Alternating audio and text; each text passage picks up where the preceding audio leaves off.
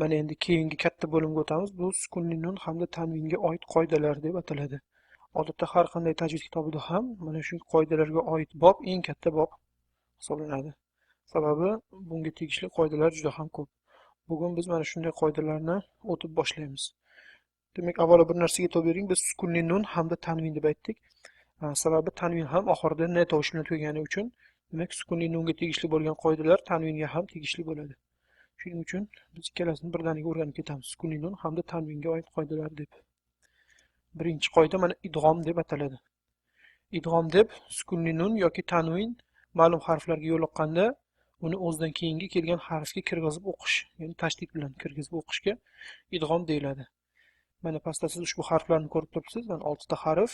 Bu mim, nun va ya, lom hamda ro harflari. Demak, sukunli nun ushbu harflarga yo'liqqanida bularni ichiga kirgizib o'qiladi deyilish. O'z ma'nosi nima buni? Ma'nosi shuki, demak, sukunli nun tushirib qoldiriladi. Sukunli nun tushirib qoldiriladi va mana shu harflar o'qiladi. Hamda bu yerda mana o'ng tarafdagi 4 ta harf, ya'ni mim, nun va hamda ya harflari g'unna bilan o'qiladi.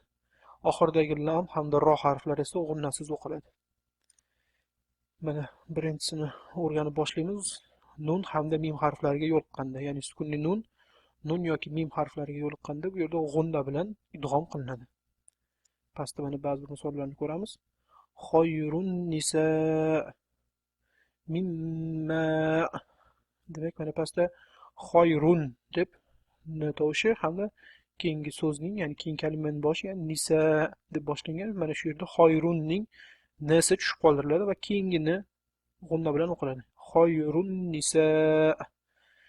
Mana keyingi misolda esa mim, ya'ni min so'zi o'zidan keyingi ma kalimasi bilan bog'langan. Bu yerda n harfi ham tushirib qoldiriladi hamda m harfi g'unna bilan o'qiladi va mimmain deb o'qiladi. Mimmain deb o'qiymiz. Keling, endi pastdagi misollarni o'qiymiz. وَمَا لَهُم مِّن نَّاصِرِينَ هُوَ فِي ضَلَالٍ مُّبِينٍ عَامِلَةٌ نَاصِبَةٌ خُشُبٌ مُّسَنَّدَةٌ. Mana endi keyingi idg'om qoidasiga o'tamiz. Bu yerda nun tovushi, sukunli nun yoki tanvin ro harfiga yo'liqqanda bu yerda g'unnasiz idg'om qilinadi hamda n tovushi tushirib qoldiriladi.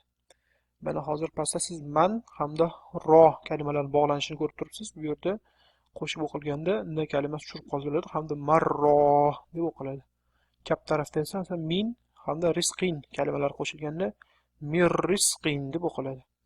Mana pastda yana min hamda robbihim kalimalari qo'shilganda mir robbihim deb o'qiladi. Chap tarafda esa mir rusulihi deb o'qiladi. Ya'ni bu misollardan ko'rib turibsiz. Demak, sukunli nun tovushi yoki tanvin roga yo'liqqanda n tovushi umuman tushirib qoldiriladi hamda roni o'zi o'qiladi va bu yerda g'unnasiz o'qiladi.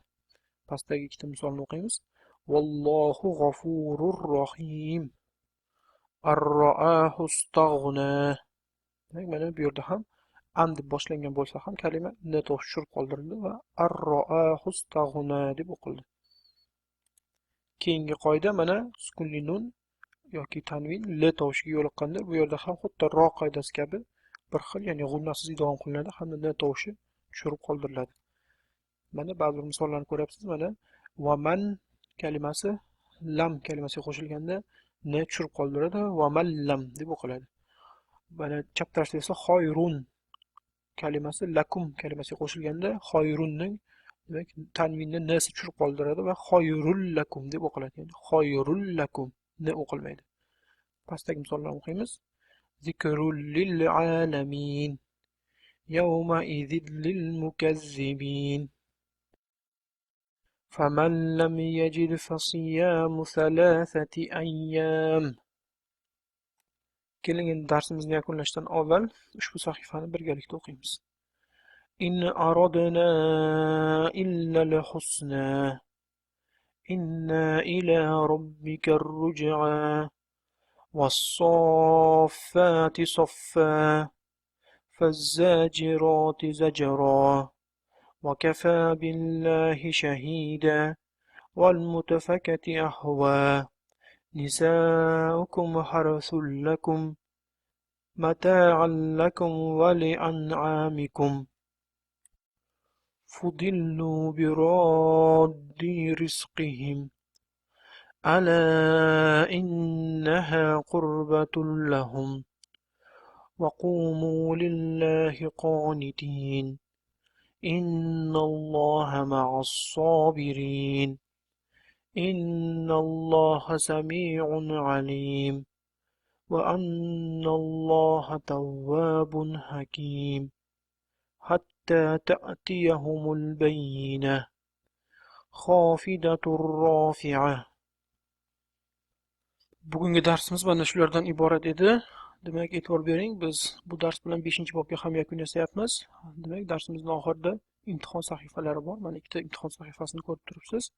Mana shu sahifalarni qiynalmasdan bexato o'qigunga qadar iltimos keyingi bobga o'tmang, sababi keyingi bob yanada qiyinroq bo'ladi. Subhanakallohumma bihamdika ashhadu an la ilaha illa anta astaghfiruka va atubu ilayk. Assalomu alaykum va rahmatullohi